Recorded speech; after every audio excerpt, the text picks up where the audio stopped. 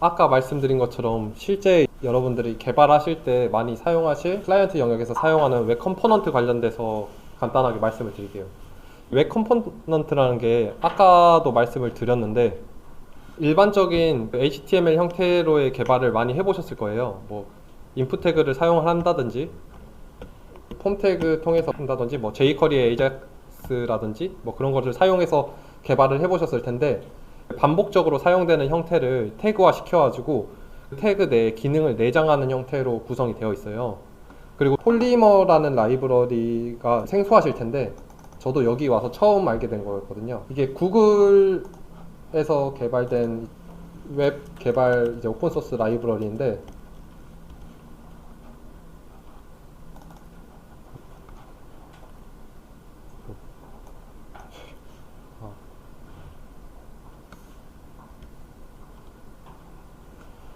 화면 스크린을 보시면은 메뉴에 대한 실제 업무단에서 개발되는 메뉴가 다음과 같은 형태로 개발이 되고 있어요. 지금 여기서 뭐 돔 모듈 태그라든지 뭐 템플릿 태그라든지 이런 것들이 생소하실 텐데 이게 폴리머 기준으로 개발되는 패턴이다 보니까 기본적으로는 폴리머 개발 스펙을 따라가고 있고 개발 방식을 따라가고 있어서 이 돔 모듈이라는 거는 해당 모듈에 대한 명을 말하는 거고 이 HTML 내 이 하나의 그 폴리머 기준으로의 모듈을 작성하게 되어 있어요. 그리고 앱로에서는 메뉴를 EM 메뉴 모듈로 정의를 하고 그 메뉴 내에 다수의 ES 모듈이 구성되어 있는 형태라고 생각을 하시면 될 것 같아요.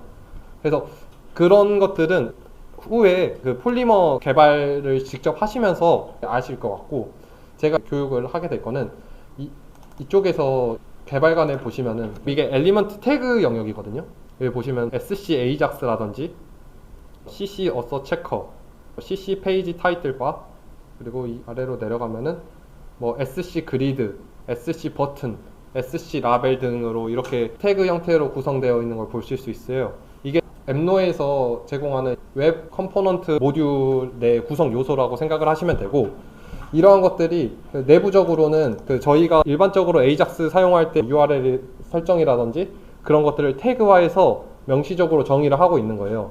이렇게 하게 됨으로써 이런 태그를 사용하게 되면 개발 편의성도 보장을 할 수가 있고 결국에는 프로젝트를 이제 혼자 진행하는 게 아니라 협업으로 다수의 개발자들이 함께 진행을 할 거잖아요. 그런 경우에 특정 모듈을 기준으로 작성을 하게 되면은 소스를 파악하는데 훨씬 더 편리함이 있겠죠. 그래서 내부적으로 사용되는 필드라든지 라벨, SC AJAX, SC 윈도우 뭐 이런 형태의 SC 프리픽스가 붙은 컴포넌트들이 있는데 그러한 컴포넌트들을 SC 컴포넌트라는 모듈로 명칭하고 있어요. 그래서 말씀드렸던 이 SC 컴포넌트라는 모듈이고 SC 컴포넌트 같은 경우에는 종류가 엄청 많거든요. 그래서 이거를 이렇게 문서화로 정리하면 공수가 좀 많이 들기 때문에 이 모듈 내부에 JSON 형태로 해당 데이터를 정리를 해두고 이거를 해당 시스템 내에서 그 조회를 할 수 있도록 구성을 해뒀거든요. 그래서 해당 URL 보이시나요? 192.168.6.22-docs.2 여기로 접속해 보시겠어요? 이쪽에서 설명을 드리겠습니다.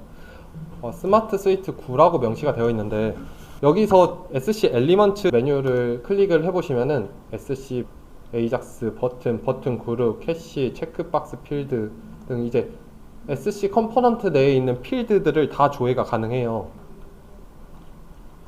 그리고 이 내부로 들어가 보자면은 일반적인 텍스트 필드를 한번 들어가 볼게요. 내부적으로 컴포넌트에 대한 API 및 예제랑 가이드를 제공을 하고 있어요. 이거를 일일이 다 설명을 드릴 수가 없기 때문에 해당 API 문서로서 제공을 하고 있고 여러분들이 실제 개발을 하게 되시면은 이 문서를 가장 많이 참고를 하게 되실 거예요. 왜냐면은 해당 필드 내에 어떠한 속성들이 존재를 하고 있는지를 개발을 반복을 하시다 보면은 익숙해지시고 체화되실 텐데 처음에는 이 SC 텍스트 필드라는 태그 자체도 생소한 필드잖아요. 이게 어떠한 기능을 하는지 어떤 기능을 제공을 하는지를 알 수가 없기 때문에 아래쪽에 보시면 이제 프로퍼티즈랑 제공하는 속성들과 그거에 대한 설명들 그리고 이게 어떻게 사용을 하는지에 대해서까지 예제로 다 작성이 되어 있어요. 그래서 이런 부분들을 참고하셔서 실제로 화면을 구성을 하시고 실제 과제 하실 때도 이러한 속성들을 많이 참고를 해주셔야 될 거예요. 그리고 속성들 외에도 이벤트에 대한 정의도 가능하거든요. 크게 SC 컴포넌트 같은 경우에는 별도의 메서드가 존재하지 않는 API 같은 경우에는 세 가지 종류로 나눌 수 있어요. 프로퍼티는 일종의 컴포넌트 내의 속성이라고 생각을 하시면 돼요. 여기서 나타나는 것처럼 불린 값, 스트링 값 혹은 넘버 값으로 정의되는 해당 속성을 말을 하는 거고, 해당 속성에 따라서 이 컴포넌트의 동작을 정의를 할 수 있는 게 프로퍼티라고 보시면 되고, 이벤트라는 거는 온체인지라든지 해당 필드 내 데이터가 변경되거나 클릭 이벤트라든지 이런 이벤트에 대해서 정의를 하는 게 이벤트라고 생각을 하시면 되고, 메서드 같은 경우에는 SC 컴포넌트 내에는 많이 존재를 하지 않을 거예요. 메서드는 컴포넌트 내에서 호출되는 로직에 대해서 말을 하는 거거든요. 이런 필드 같은 경우에는 사실 로직을 호출하고 그런 경우는 드물죠. 그래서 대부분 존재하지 않을 텐데, 여기 보시면 뭐 유효성 체크라든지 그 해당 필드에 입력된 데이터가 유효한 값인지 체크하는 그런 정도의 메서드는 존재할 수 있지만, 여기서 특정 로직을 실행한다든지 하는 거는 사실상 그 텍스트 필드, 뭐 인풋 태그에서도 그런 경우는 드물잖아요. 그렇게 생각을 해주시면 될 것 같아요. 근데 이제 더 설명드릴 그리드라든지 업로더 같은 컴포넌트에서는 그런 로직들, 메서드도 정의가 되어 있기 때문에 그렇게 알아두시면 될 것 같고, 여러분들은 이제 해당 컴포넌트를 기준으로 개발을 진행을 하게 되실 거예요. 그래서 앱로 내에서 화면 개발 같은 경우에는 뭐 인풋 태그라든지 그거를 별도로 사용을 하는 케이스는 매우 드물거든요. 무조건 SC 그리고 CC 태그를 사용을 하신다고 생각을 하면 돼요. 여기서 SC 태그는 이 스마트 스위트 컴포넌트로 SC 컴포넌트 내에 내장되어 있고 혹은 자르 파일로서 배포가 되는 그 컴포넌트를 말하는 거고, CC 컴포넌트 같은 경우에는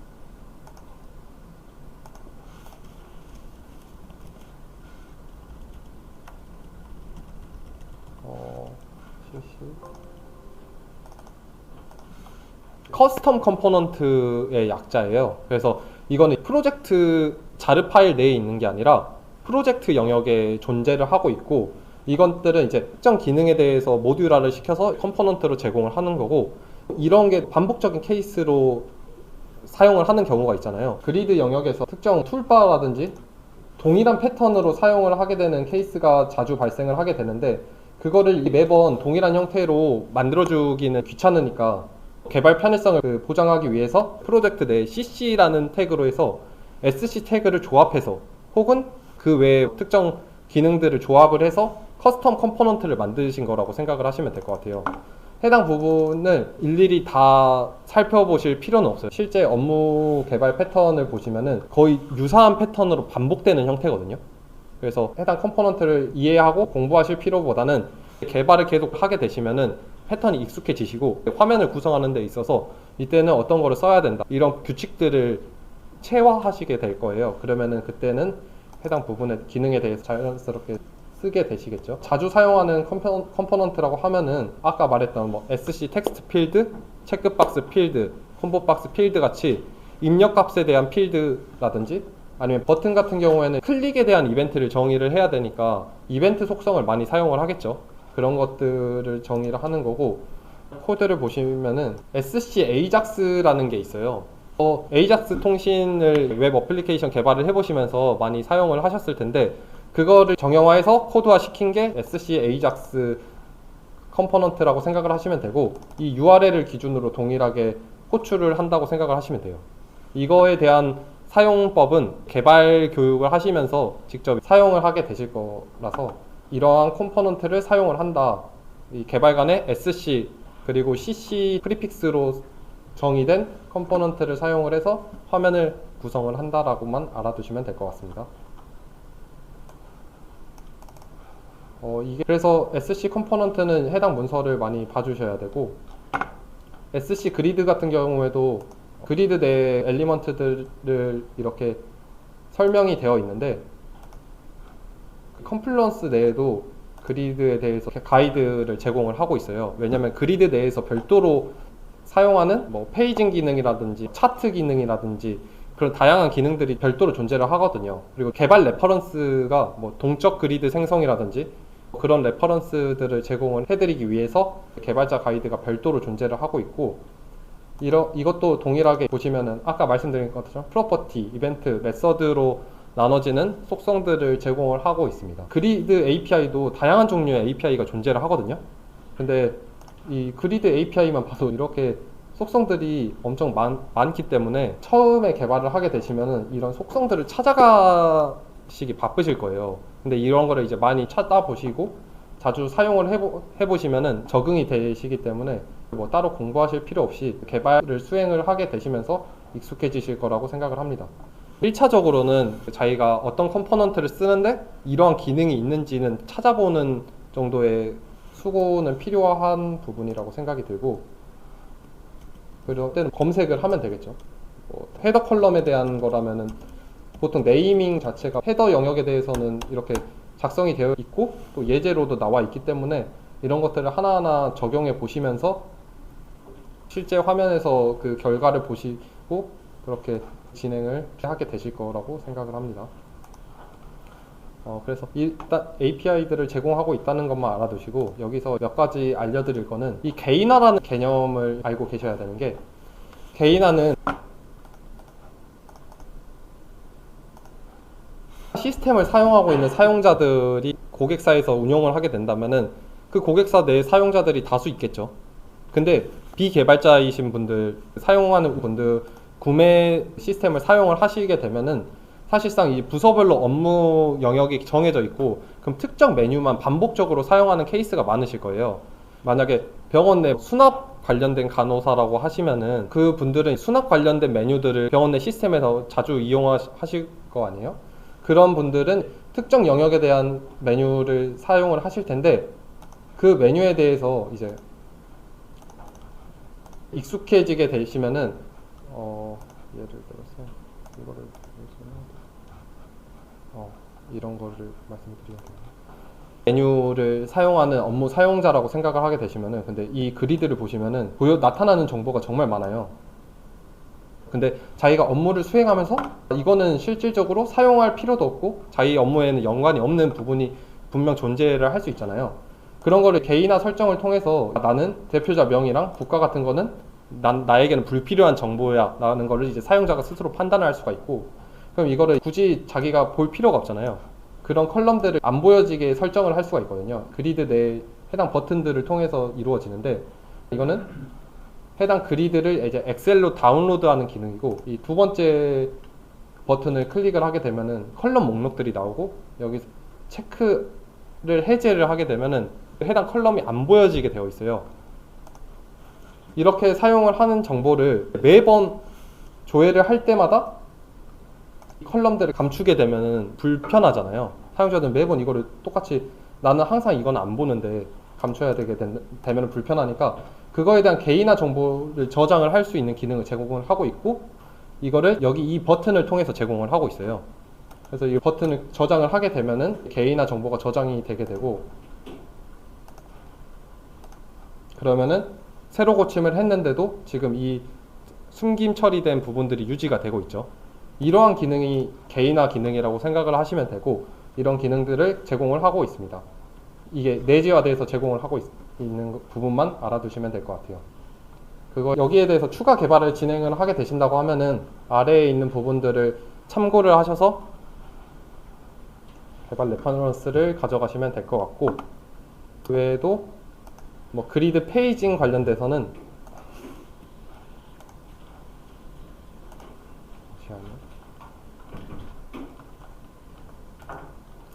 이쪽을 보시면 될 것 같아요.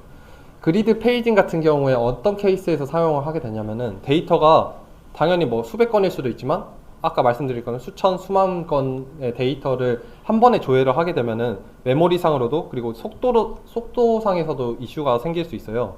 그래서 그거를 그리드 페이징이라는 기능으로 자동적으로 처리를 해주는 기능이 존재를 하고 있고요. 그래서 이쪽에 보시면은 그리드 내 페이지 기능으로 조회를 해서 총 150건의 데이터가 조회됐지만 그 중에 30건을 1페이지를 통해서 나타나는 것을 확인을 하실 수 있죠. 그럼 여기에 보여지는 이 영역은 한 페이지에 나타날 데이터 건수를 말을 하는 거고요. 이러한 설정들을 통해서 다수의 데이터에 대해서 처리할 수 있는 기능을 그리드에서 제공을 하고 있다고 알고 계시면 될 것 같습니다. 그래서 그거에 대한 샘플 예제도 이렇게 존재를 하고 있는데 이거는 실제 개발을 하면서 해보셔야 되기 때문에 이 부분은 그리드 페이징 기능이 존재하고 있다. 만약에 과제나 뭔가 개발을 함에 있어서 다수의 데이터 건수가 존재를 하고 이를 페이징을 통해서 보여주라는 요구 사항이 있을 경우에는 해당 문서를 참고를 해서 개발을 진행을 하셔야겠죠. 그 외에도 아까 보셨을 수도 있는데 이 SC 업로드에 대한 기능도 API 문서도 이쪽에서 존재를 하고 있고요. 실제 개발을 하시면서 사용을 하게 되실 거예요. 그 외에도 SC 에디터 같은 경우에는 SC 그리드도 그렇고 기반이 되는 컴포넌트들이 있어요. SC 그리드 같은 경우에는 저희 회사에서 따로 관리를 하고 있는 스마트 데이터 그리드라는 오픈소스 라이브러리가 존재를 하거든요. 그 라이브러리를 다시 한번 태그화해서 시스템 내에서 편하게 사용할 수 있도록 구성이 된 형태의 컴포넌트고, SC 에디터도 동일하게 CK 에디터라는 오픈소스 라이브러리가 존재를 하고 있습니다. 그리고 저희는 그 오픈소스 라이브러리를 저희 솔루션의 개발 패턴에 맞춰서 태그화 시킨 게 SC 에디터라고 보시면 될 것 같고요. 그거에 대한 이제 API라든지 이제 동일하게 존재를 하고 있습니다. 그래서 지금 가장 많이 사용을 하게 되실 게 이런 SC 컴포넌트랑 SC 그리드, SC 에디터, SC 업로드의 컴포넌트들을 활용을 하셔서 이제 여러분들은 메뉴 내에서 어떠한 동작을 하게 되는지를 프로그래밍을 하시게 될 거고, 이 UI 관련돼서는 지금 이 정도로만 알아두시면 되고 실제 개발을 하시면서 익숙해지실 거기 때문에 이렇게 존재한다고만 알고 계시면 될 것 같습니다. 근데 여기서 개발하실 때 가장 많이 참고해야 될 부분이 이 docs.do라는 거를 알아두시고 즐겨찾기에 추가해 두시고 이제 개발을 하시면서 계속 참고하시면 될 것 같아요. 외주 개발자분들도 그렇고 아니면은 주니어 개발자분들도 해당 docs.do랑 컴플루언스를 기준으로 해서 개발하는 가이드를 많이 참고를 하시거든요. 그리고 해당 가이드에서도 확인이 안 되거나 오류가 발생하는 경우에는 지라라는 이제 협업 툴을 사용을 해서 진행을 하게 되는데, 그거는 추후에 실무에 나가게 되시면은 알게 되실 거라고 생각이 됩니다. 보안 부분까지 같이 설명을 드리고 교육 마무리하도록 하겠습니다. 근데 이 보안이라는 부분이 직접적으로 소스 코드랑 참조가 많이 돼 있는 부분이라서 이거를 지금 여러분들한테 말씀을 드린다고 이해하시거나 하기가 쉽지 않을 거라고 생각이 들어요. 그래서 이러한 보안 설정들이 존재하고 있다는 정도로만 이해를 해주시면 될 것 같으니까 편하게 들어주시면 될 것 같아요. 일단 보안 같은 경우에는 따로 보안 검사나 웹 점검 같은 게 존재를 하기 때문에 실제 실무상에서 가장 중요한 부분 중에 하나라고 생각이 들거든요. 그래서 보안에 대해서 따로 이렇게 문서로도 정리를 해둔 부분이 그런 부분인 거고, 실제적으로 사용을 해보셨을 수도 있는데 저희 스마트 프레임워크 같은 경우에는 스프링에서 제공하는 스프링 시큐리티를 기반으로 하고 있어요. 스프링 시큐리티를 기반으로 해서 시큐리티에 대한 설정들을 시큐리티 context.xml인데 이렇게 정의를 하고 있거든요. 근데 이게 빈 구조라든지 설정된 값들이 워낙 많기 때문에 이거를 이렇게 보고 이해하시기는 쉽지 않으실 테고, 이러한 설정 중에서 어떠한 설정들이 포함되어 있는지에 대해서만 간단하게 설명을 드리고 마무리하도록 하겠습니다. 이제 주요 보안 설정 중에서 CORS라는 설정이 있어요. 이거는 이제 웹 어플리케이션 내에서 저희가 요청을 하고 응답을 받는 형태의 웹 어플리케이션 내에서 타 도메인, 현재 저희가 제공하는 도메인 외에 다른 엉뚱한 도메인에서 전달된 요청으로 인해서 나타나는 보안 위협을 막기 위해서 해당 CORS라는 설정을 하게 되어 있고요. CORS 설정은 쉽게 그 타 도메인에서 보내는 요청들을 막는 설정이라고 생각을 하시면 될 것 같습니다. 그래서 뭐 API 서버 등과 같이 타 도메인에서 요청을 보내는 것을 기본으로 하는 시스템의 경우 해당 제한으로 인해 서비스 제공이 불가능한 상황이 발생할 수 있다. 이게 무슨 말씀이냐면은 아까 말씀드린 것처럼 그 네이버나 카카오톡에서 API로 제공하는 부분들은 해당 시스템 내에서 제공을 하는 것들이잖아요. 그런 것들은 타 도메인에서 요청을 하게 되겠죠. 그런 것들은 CORS 타 도메인에서 요청을 막는 설정을 제외할 필요가 있다는 말씀이고, 그 외에 허용되지 않는 도메인에 대해서는 CORS 설정을 통해서 요청을 막는 게 기본적인 구조라고 생각을 하시면 될 것 같아요. 그래서 이거에 대해서 뭐 속성 목록을 잠깐만 보면은 허용할 도메인 목록에서 도메인을 설정을 하게 되면은, 제가 만약에 그 저희 시스템이 로컬호스트 8000번이다 라고 하면은 지금 이러한 설정을 통해서 설정을 하였을 경우에는 8080이랑 9090 포트에 대한 요청은 허용을 하겠다는 설정이겠죠. 이런 식으로 구성이 되어 있고, 이게 시큐리티 컨텍스트 내에 정의가 되어 있습니다.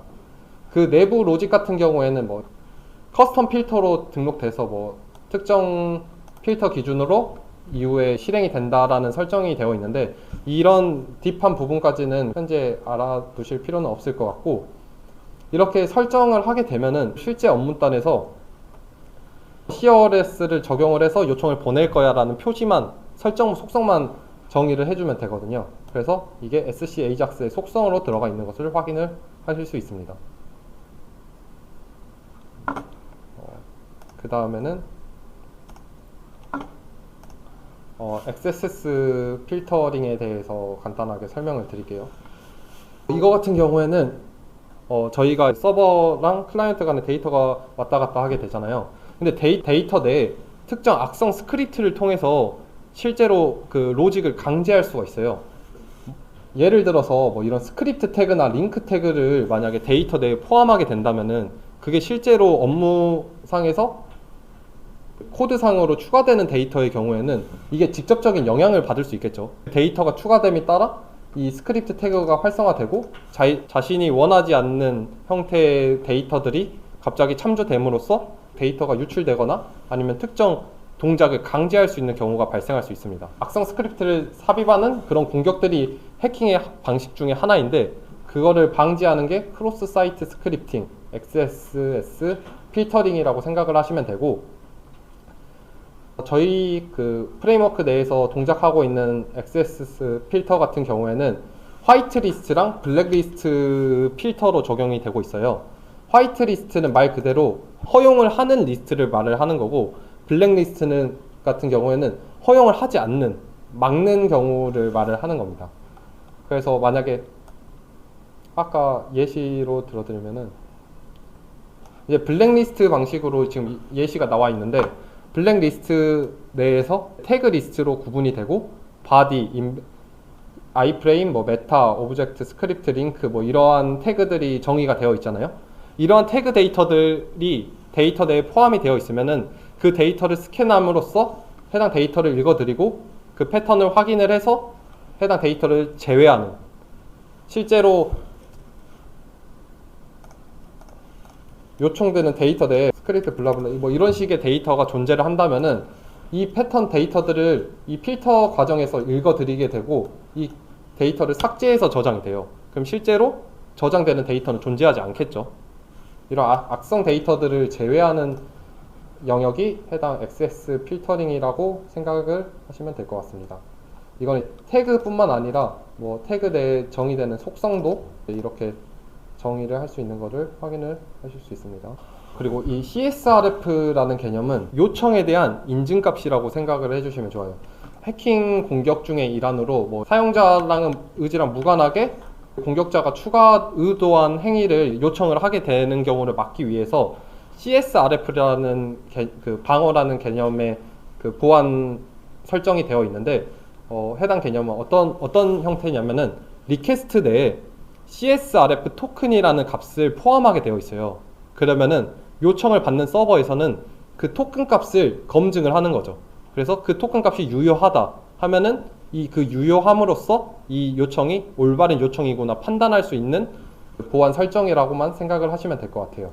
그래서 이 CSRF에 대한 설정도 시스템 내에 전반적으로 설정이 되어 있고, 여러분들이 요청을 하게 되는 모든 요청 내에 기본적인 설정 값으로 CSRF 토큰이 적용이 되어 있습니다. 여기서 주의하실 점은 제가 아까 잠깐 보여드렸는데 SC AJAX라는 엘리먼트를 통해서 서버 내 요청을 하는 저희 솔루션 내 개발 패턴이라고 말씀을 드렸잖아요.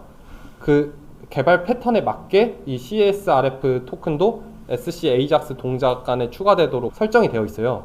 그래서 만약에 뭐 바닐라 자바스크립트 영역에서의 AJAX를 구현을 하게 된다면은 거기에는 CSRF에 대한 토큰 값이 자동 설정은 되어 있지 않을 거예요. 그러니까 그런 거를 주의를 해주셔야겠죠. 만약에 바닐라 자바스크립트 JS의 코드를 작성을 하게 된다면은 CSRF를 헤더 내에 추가를 해줘야 되는 추가적인 로직 구성이 필요하다. 그 정도만 알아두시면 되고, 어차피 근데 그러한 개발 패턴이 매우 드물기 때문에 그 정도만 알아두시면 될 것 같습니다. 그 다음에는 관리자 페이지 접근 권한 강화에 대해서 말씀을 드릴게요. 아까 보여드렸던 스케줄러 메뉴를 예시로 들면은 이제 스케줄러 메뉴는 관리자 메뉴 내에 포함되어 있는 메뉴거든요.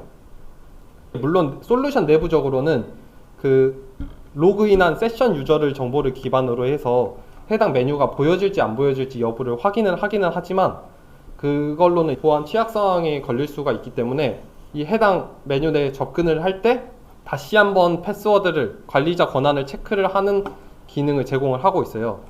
그거에 대한 설정이 해당 관리자 페이지 접근 권한 강화에 대한 설정이고, 여기에 나와 있는 것처럼 2차 패스워드 인증 및 IP 인증을 통하여 관리자 페이지에 대한 접근을 제한하는 기능이 존재한다. 이렇게만 알아두시면 될 것 같습니다.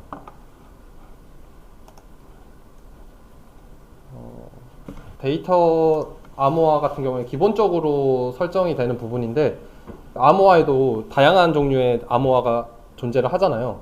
그게 프로젝트 환경에 따라서 이쪽에서는 특정 암호화를 적용을 할 수도 있고, 그거에 대해서는 저희가 클래스를 통해서 대칭키 암호화 그리고 뭐 비대칭키 암호화 등 알고리즘을 제공을 하고 있고, 만약에 해당 부분 외에 뭐 솔트 값을 이용한 그 암호화라든지 만약에 그런 것들을 구성을 하게 된다면은 신규로 개발을 진행을 해서 구현을 할 필요성이 있는데, 그러한 암호화에 대한 그 설명이 작성되어 있습니다. 해당 부분 같은 경우에는 실제 코드나 디버깅을 통해서 그 실습을 해보면 좋을 텐데, 그 현재 환경이 지금 그렇게가 안 되어 있어서 그냥 데이터 암호화 복호화에 대한 설정이 스프링 시큐리티를 기반으로 시큐리티 컨텍스트 내에 작성되어 있다 정도로만 알아두시면 될 것 같습니다. 그래서 해당 암호화는 모든 웹 어플리케이션 내 모든 전송 구간에 대한 암호화 복호화를 수행을 하고 있다고만 알아두시면 될 것 같아요.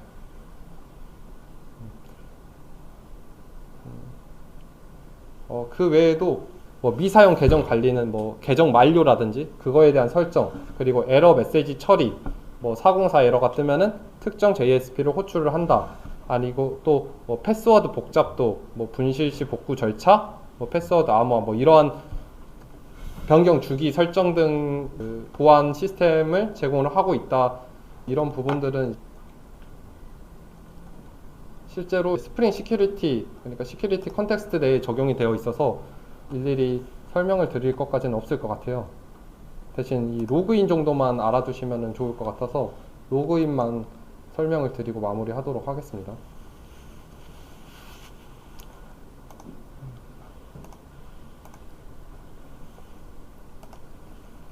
로그인 같은 경우에는 스프링 시큐리티에서 제공을 하는 인증 과정을 그대로 가져가고 있어요. 그래서 그 시큐리티 컨텍스트 내에 해당 로그인에 대한 설정이 정의가 되어 있고, 이런 형태로 되어 있는데, 결국에 해당 과정은 로그인에 대한 요청을 오게 되면은 필터를 통해서 필터링을 하게 되고, 유저네임 패스워드 인증 토큰을 발급을 해서 인증 매니저에서 해당 인증값을 인증을 하고, 그거에 대해서 로그인 실패, 성공에 대해서 분기 처리하도록 구성이 되어 있다고, 그거에 대한 스프링 시큐리티 내에 동작하는 워크플로우에 대해서 도식화된 그림이고요. 실제로 스프링 시큐리티 컨텍스트 내 설정에서 어떻게 동작하는지에 대해서 정의가 설명이 되어 있어요. 이러한 설정들을 알게 되면은 이게 어떠한 동작 방식으로 어떠한 플로우로 흘러가는지를 알게 되실 텐데, 이거는 정형화된 패턴의 로그인 로직이기 때문에 이거에 대해서 뭐 수정하거나 그런 경우는 드물 거예요. 그래서 이러한 플로우로 흘러간다 정도만 아시면 되고, 로그인.do라는 로그인 페이지를 정의를 하고, 여기서 로그인 프로세싱 URL은 로그인 인증을 실제로 수행하는 URL이라고만 알아두시면 될 것 같아요. 유저네임 파라미터랑 패스워드 파라미터는 말 그대로 유저네임에 대한 파라미터 명, 그리고 패스워드에 대한 파라미터 명을 말하는 거고, 이거는 인증 성공, 로그인 성공 시의 핸들러에 대한 클래스를 정의를 하는 거고, 실패 시에 대한 핸들러를 정의를 하는 그런 일반적인 스프링 시큐리티 로그인에 대한 설정을 따르고 있습니다. 그래서 내부적으로 그런 클래스들이 구현이 되어 있기 때문에 그렇게만 알고 계시면 될 것 같고, 여기서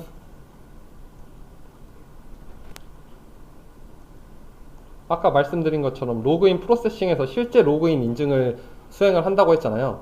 그러면은 그 로그인 같은 경우에 아이디랑 패스워드 값을 입력을 하게 되면은 해당 파라미터가 URL 내에서 리다이렉트 되면서 해당 정보를 기준으로 인증을 수행을 한다고 보시면 되고, 그거에 대한 상세 로직이 이렇게 적혀져 있는 거고요. 그리고 로그인을 성공을 하게 되면은 success.do URL로 리다이렉트 되면서 빈 내 정의된 다음 로직을 수행을 하게 되는 형태입니다. 그래서 로그인 성공한 객체에 대해서 뭐 세션 내 정보를 저장을 하거나 권한을 조회해서 세션 내 유지를 해서 그 로그인 인증을 수행을 하는 부분이라고 생각을 하시면 될 것 같아요. 그래서 로그인이 정상적으로 수행을 하게 되면은 애프터 로그인.do로 이동을 하게 되고, 이게 초기에 설명드렸던 mdi.jsp로 리다이렉트 되는 형태라고 알고 계시면 될 것 같습니다.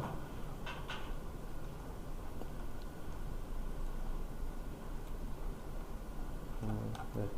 그리고 뭐 지금 여기에 보시면 추가적으로 SSO 로그인이라는 게 있어요. SSO 로그인 같은 경우에는 사내에 여러 개의 시스템이 존재를 한다면은 그거를 일일이 다 매번 로그인을 하기에는 번거로우니까 단 하나의 시스템에 대한 로그인 수행으로서 그 토큰을 발급을 해서 그 토큰을 통해서 굳이 유저 네임이랑 아이디랑 패스워드가 입력으로 추가적인 인증 없이 그 토큰으로만 인증을 해서 로그인을 수행을 하는 것을 SSO 로그인이라고 생각하시면 되고, 그거에 대한 그 적용 가이드가 이렇게 존재를 하고 있습니다. 그거랑 추가로 중복 로그인 방지에 대한 설정이 되어 있는 건데, 소스 코드 레벨단에서 지금 가이드가 작성이 되어 있어서 동일한 아이디에 대해서 중복 로그인을 방지하기 위해서 중복 로그인 방지라는 기능이 존재를 하고, 이게 또 이중화 환경에서의 적용을 위해서 DBMS 기반 혹은 ECACH 기반으로 중복 로그인 방지 기능을 가이드를 제공을 한다, 그렇게만 알아두시면 될 것 같습니다. 네. 이게 교육은 여기서 마치면 될 것 같고요. 로그인 설정까지 설명을 드렸고, 스마트 프레임워크 10 교육을 마치도록 하겠습니다. 고생하셨습니다.